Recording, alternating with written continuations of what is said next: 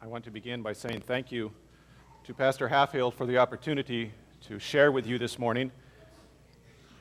Having my wife Lena tell the story for the children and my being up here preaching, and it seems like old times when we were pastoring together.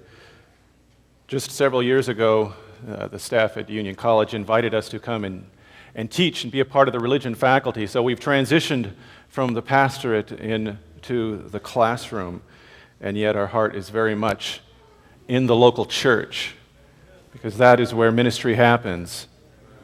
So it is a pleasure this morning to spend time with you in God's Word. But before we open, shall we bow and ask for God's Spirit? Holy Father, we want to know your will. We want to see your face. We need to have our lives touched by the power of your eternal gospel. As we turn to your word to find direction for our lives in this world in which we live, send your Spirit. Touch my lips. Touch the ears of the hearers. And may the meditation of our hearts be acceptable in your sight, is our prayer. In Jesus' name we ask. Amen. 69 years ago, this very month, General Dwight David Eisenhower took the job of liberating Europe from the Axis forces of Nazi Germany. Just the Christmas Eve before, the president had given General Eisenhower the job. You are the man who will make the plans to end the war and free occupied Europe. Just several weeks prior to that, Hitler himself had given another man the job to defend the occupied territories of Europe. General Rommel was given the task of protecting 2,000 miles of coastline from what everyone knew was going to be an invasion. And so the two men started making plans. One knowing what would happen, the other trying to trick that man with what would happen. But both people knew that one thing was certain: there would be an invasion. Of that, there was no doubt. There would come a day when forces would load up on boats, when forces would load up on planes, and they would cross that English Channel, and a landing would be made. There was no doubt in everyone's mind. But what to do in the meantime? Plans were made, counter plans were made, tricks were set up, whole armies were fabricated out of cardboard. Agents were sent across the channel. Radios were set up to intercept signals that were being sent. Everything was played as if it was real, and yet you never knew if that was the real plan or not. Rommel couldn't know. There was a double agent that was given the task of working both sides, and thankfully for the Allied forces, he played his role so well that the Germans believed him, and he fabricated a story of an entire false army. After the invasion actually did happen, Rommel was still so convinced about that false army, he held forces to the north, convinced that that initial attack, invasion, was just the decoy. The deception was there. But the real question was, when would it happen? When would it happen? If we know when, we'll be ready. When will this event happen? Well, as fate would have it, or if you believe in God, as God would have it, on the night of June 5, when those forces did start to load up in those boats, when those forces did start to load into those planes and begin their crossing of the English Channel, Hitler was sleeping with his girlfriend, and Rommel was away on vacation. They did not know when. And so, when the attack came, though they were in a sense prepared, yet they were in another sense wholly unprepared. The concept of waiting and waiting is so important for us today. I've titled our time together this morning, The Wait. The Wait. You heard the disciples' question. Thank you, Matthew, for reading that for us this morning. As Jesus came out of the temple, and this is the last time, and was going away, his disciples came to point out to him the buildings of the temple. Then he asked them, "You see all these things, do you not? Truly I tell you, not one stone will be left here upon another. All will be thrown down." Can you imagine how shocking that would be for the disciples? Not one stone will be left. Do you know those stones still exist today? The foundation of Herod's temple was amazing. 30 feet long. Stones this wide and this tall. Thousands of men to move them, Jesus says. Not one stone left upon another. And what do you think the disciples' reaction is? Wow, when is that going to happen? When? They hear about an astounding event and they have one question. Tell us, when will this be? When will it happen? Aren't you like that today?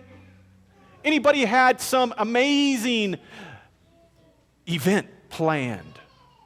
You have a great idea, or maybe your friend has a great idea, your family member has a great idea, and you tell them, this is what we're going to do. And what do they ask? When's it going to be? When? When? What good is it to know of a grand event and not know when?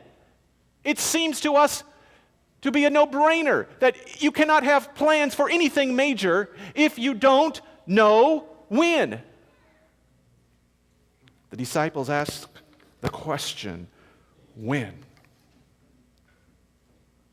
Jesus proceeds to answer their question with a series of signs, warnings, and then he jumps and transitions into parables for these disciples. They want to know when, and what does Jesus say? You need to love the unlovable. You need to feed the naked. You need to go visit the one in prison. The disciples want to know when. And what does Jesus say?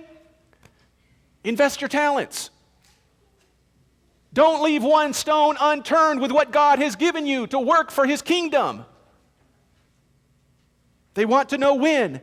What does Jesus say? Oh, the coming will be like a wedding.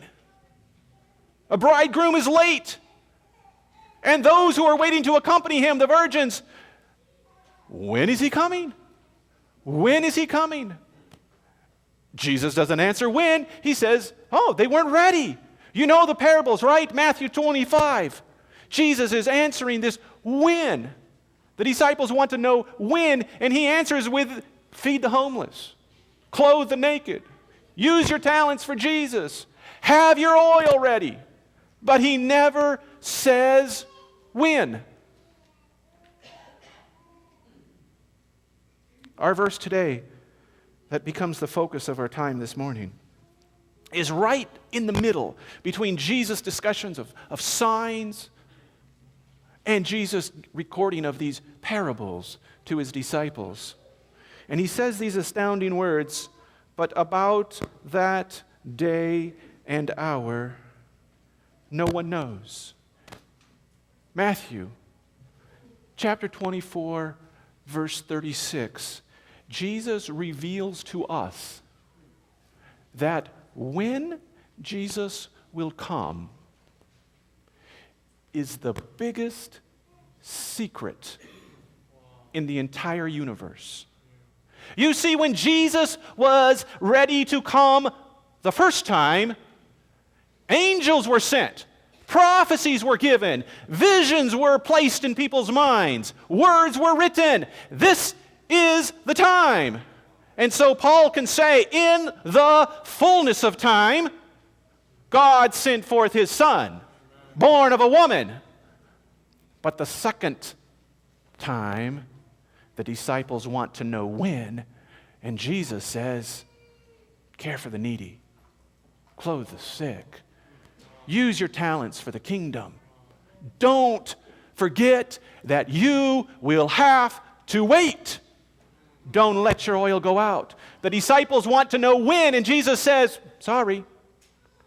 What were his words? Verse 36, chapter 24, but about that day and hour no one knows, neither the angels of heaven. Gabriel was sent to give the prophecy of the first time.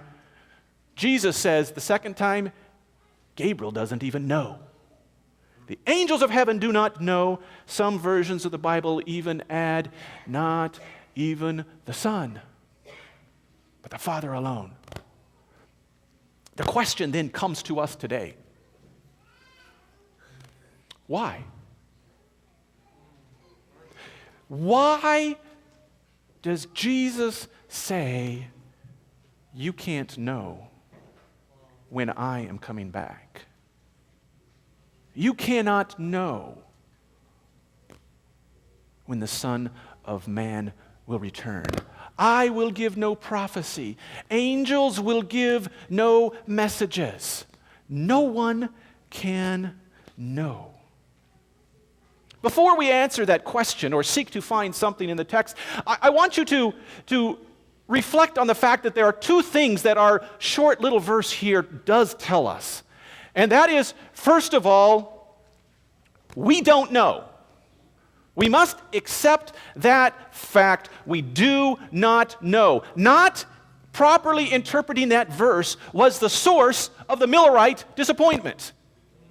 Not internalizing this principle led thousands of people to give up their jobs, leave their fields unplanted, and hope for the soon coming of Jesus, because they didn't have this verse properly in mind.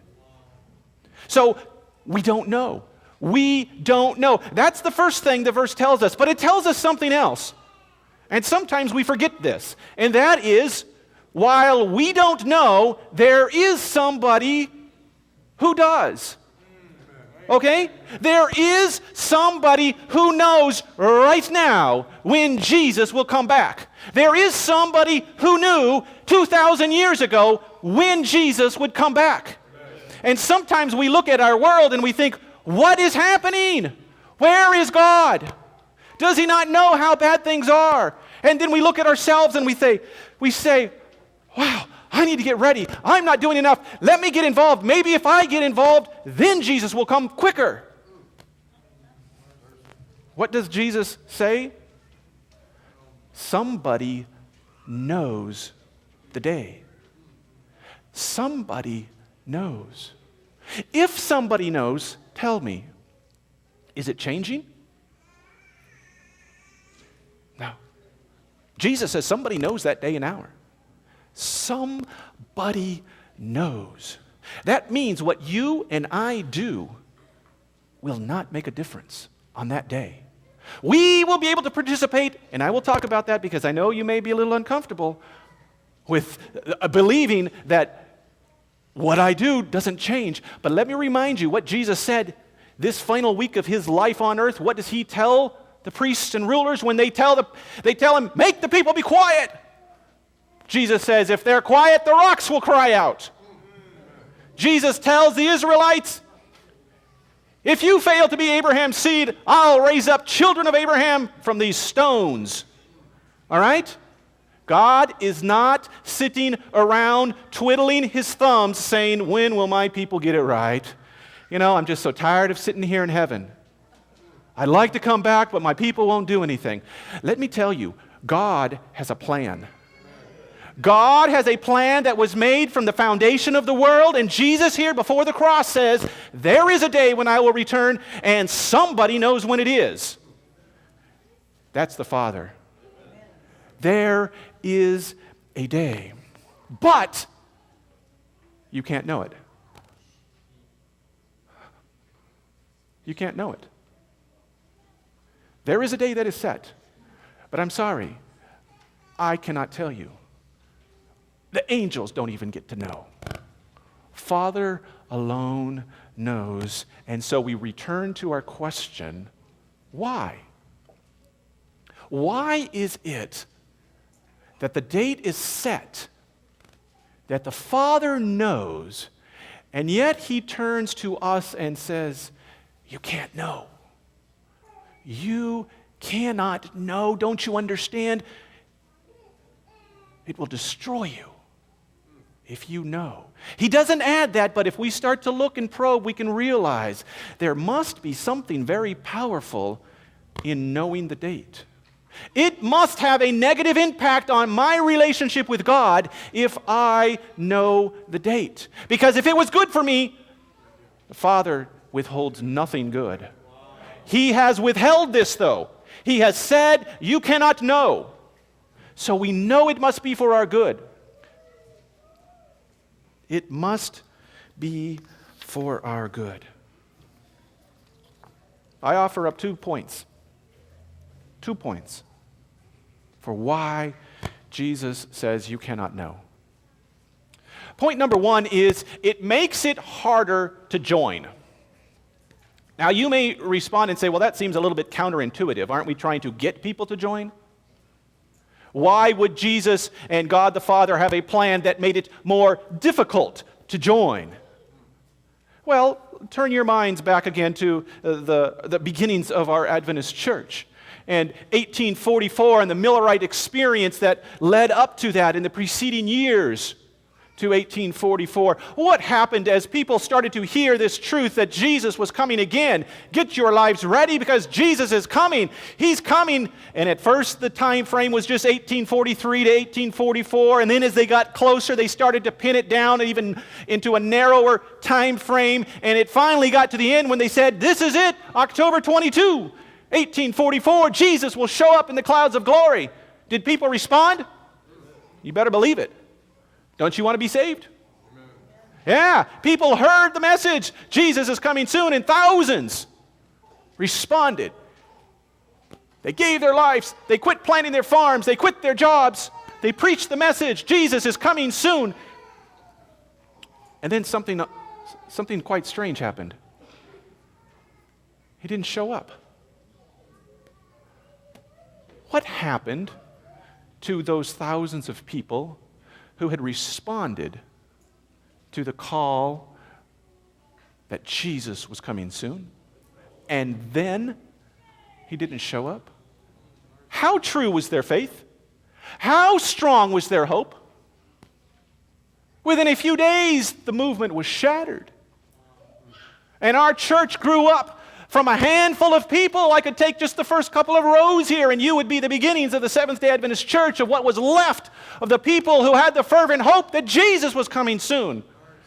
Jesus, I believe, in His wisdom, allowed us as His final church to have our beginnings with a failure related to time. Because people will join if they know the date. We will do it. We will sign up. In fact, I'll quit my job right now if I know Jesus is coming next week. Even if He's coming next month, I'll probably sell everything. And then I'll go to the foreign mission fields. I'll tell everybody. Maybe even in a year I'd be willing to do it. Sacrifice everything. But what about if I don't know when? What if it might not be when I'm alive? What if I might die before He comes? How willing am I to get involved in such a movement as that? You see, you forget how easily we join up a movement when there is a fight to be fought and we know that we can do something. Right? I love the story of this old ship, a coal ship, supply ship, Spanish-American War. There was a lieutenant, and he had an idea. He was an engineer, and the American forces were facing off with the Spanish forces, and they were there on that island, Santiago de Cuba, and there was a bay there on the south shore of Cuba, and the Spanish troops with their armada was holed up inside that bay. That bay had a narrow entrance to it. Large bay inside, but a narrower entrance, and there were forts on either side, and their guns were trained right there on the entrance. And the American forces knew, well, we can't get in there. If we go marching in there with our ships, they'll be blown up. So this Lieutenant Hobson by name, he comes up with an idea. Hey, let's take this old coal ship, the Merrimack, and let's rig it up with explosives. And we'll, under cover of night, we'll sail it in, pilot it into the entrance to that bay, blow it up right there in the center of the channel, and we'll have locked the Spanish Armada inside the bay. Then we don't have to worry about them. Seemed like a brilliant plan. Only problem is, I need somebody to help blow this thing up, right? So he goes to the admiral in charge, says, hey, here's my plan. I think I can do it. I need 6 guys, 6 sailors who will say, I'll go. I'll be a part of that mission to take that coal ship right into the middle of that channel, right between the guns of the enemy, and light the fuses and blow that thing up to sink it right down to the bottom and block that channel. I just need 6 guys. He goes to the men on the Merrimack, and do you know how many of those several hundred respond? All of them. He said, I only need 6. Come on. I can't take 200. 6. No. They have all kinds of ways to narrow the group down. He goes to another ship in their fleet in New York, and he says, hey, I need a couple more. He took 4 from the Merrimack. I need a couple more. He got 1 or 2 from them. You know how many wanted to go? Again, all of them. The Iowa, another ship there in their fleet. He goes to there, I need 1 more from you. All sign up. The guy who loses the coin toss of the last 2 that were left, he tells the other guy, the guy who won the right to go on that ship where he probably would lose his life, he says, I'll give you $50 to go. You see, when men have a war to fight, glory is to be won, it doesn't matter if they die. They'll sign up. There's a war to be won. They're happy to sign up, even if it means the loss of their life. Jesus knows that. He knows if we've got glory to be achieved right now, I'll sign up. But what if Hobson had gone to those sailors and you said, you know what? I need some men to sign up. I'm not sure if you'll ever live to see the assignment, right? You're going to be on board with this vision that I've got, this plan that I've got, but you know, it may be so far out in the future, you'll never see it happen. How many men are going to want to be involved? You know, all of a sudden it's like, well, you know, I got other things going on. I don't even know if it's that important. Who knows when it'll happen? You see, when you do not know when you don't have it right now in front of you, it becomes distant. And then, whether you really want it or not, becomes front and central. Now you have to choose.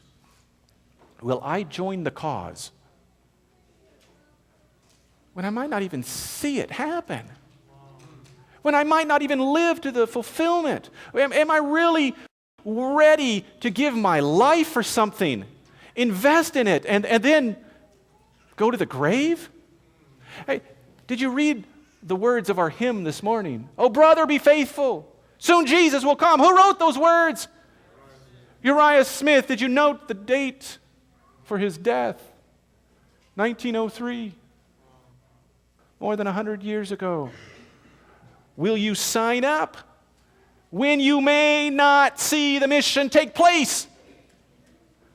Jesus says you can't know, because if you know, too many people will sign up. Too many people will join, and we won't have people who really have the heart of the kingdom in their minds and in their hearts. So he says you can't know. I'm sorry, you cannot know. It could happen while you're alive. It may not. It matters not. The time is not important. You need to realize you can't know. You can't know. The second thing, besides making it harder for people to sign up, is it strengthens us not to know. It strengthens us not to know. Paul says these words in chapter 8 of the book of Romans. Verse 24. He says, we are saved by hope. Can you imagine such a concept? We always say we're saved by what? Faith, grace. Paul says there in verse 24, we are saved by hope. And then he continues, but hope that is seen is no hope at all. So God says to us, there is something about you having to hope for the kingdom that will build a character in you that will enable you to withstand the final moments of Earth's history.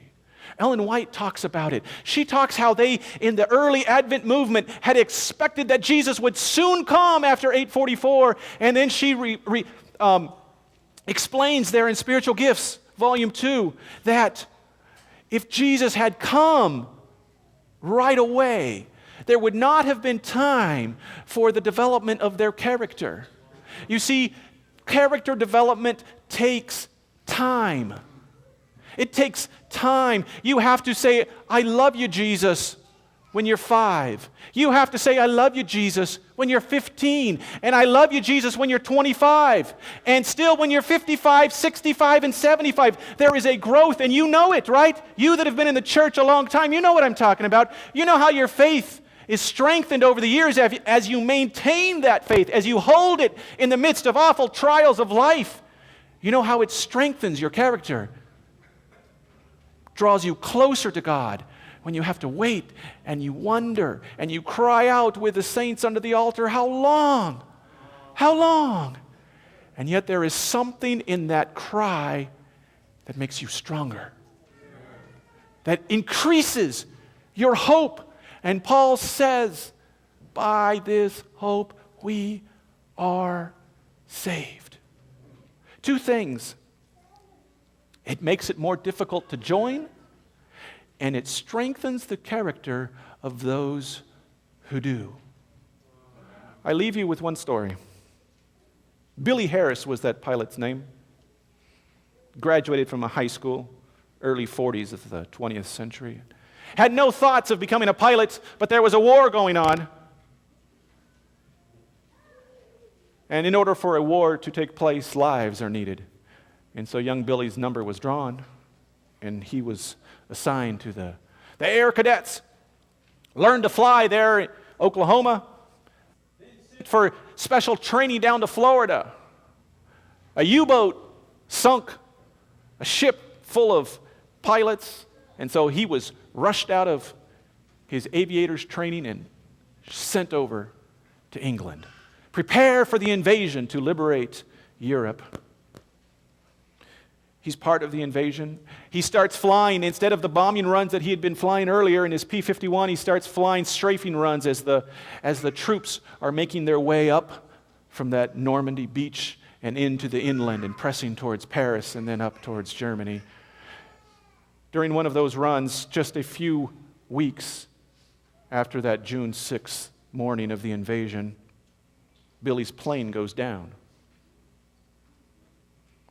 Nobody seems to know what happens to him, though.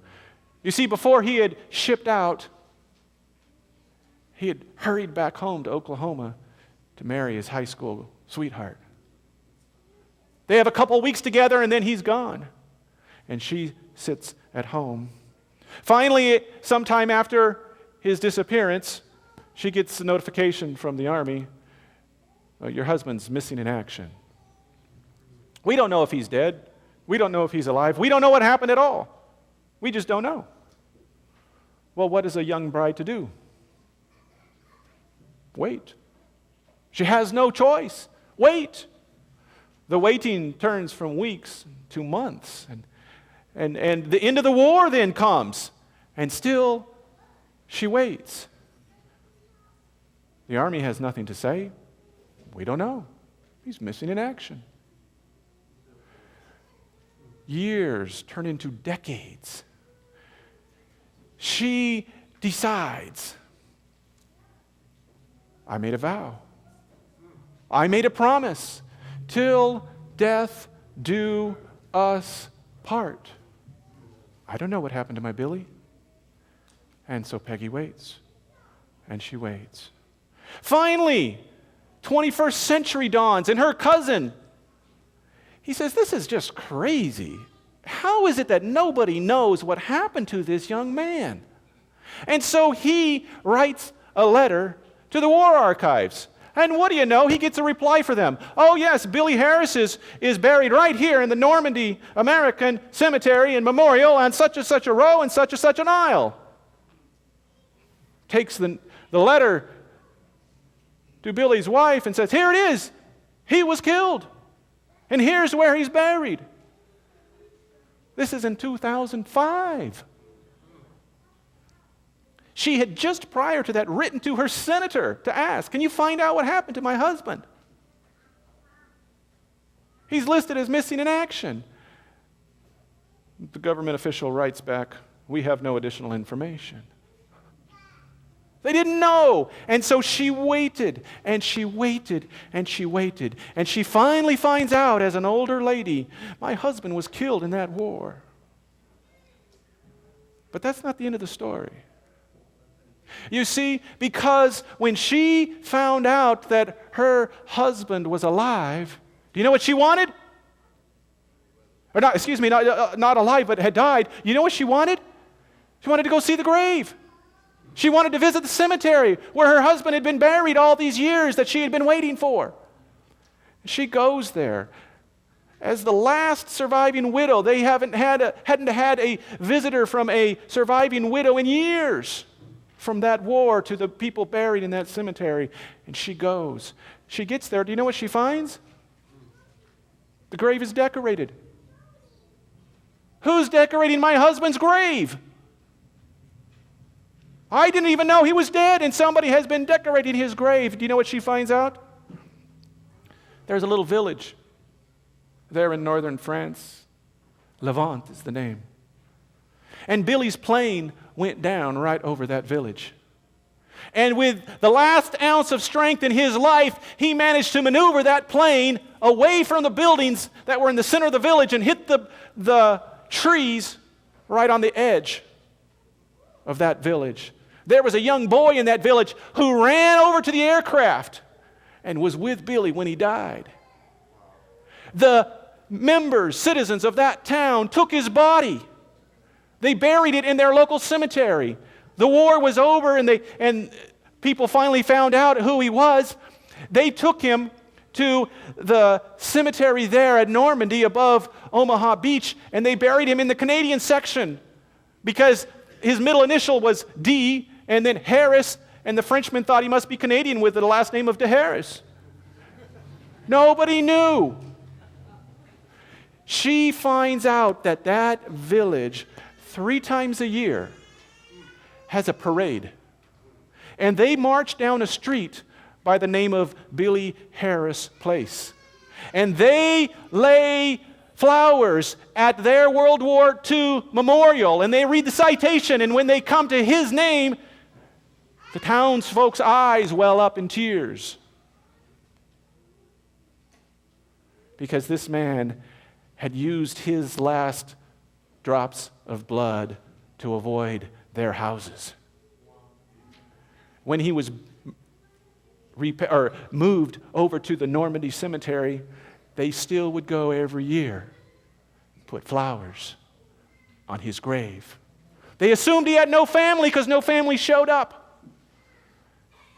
She didn't know what had happened and waited all these years, waiting,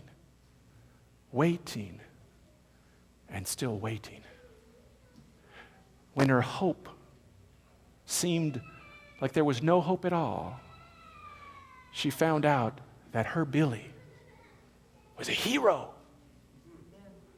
Yes, he had died. Yes, she would not be able to see him again, but her husband, her man, was a hero. And there was a town in France that celebrated 3 times a year the sacrifice that he had given to liberate their village and to keep their village from being destroyed by his incoming plane. When you wait, and you wait, and you wait, if you do not give up, your hope will strengthen. Your hope will strengthen. If you do not give up that Jesus is coming soon, and you wait, and you wait, and you wait, your hope will strengthen. Your character will grow. You will experience in this life struggles that will cause you to say, where are you, God? When are you coming to deliver me? And he says, don't worry, just wait. Your salvation depends on it. Because we are saved by hope. And if we see, then that hope is nothing. Jesus tells his disciples, there's a secret in the universe. Can't tell you. I can't even tell my guardian angels because no one can know when I'm coming back.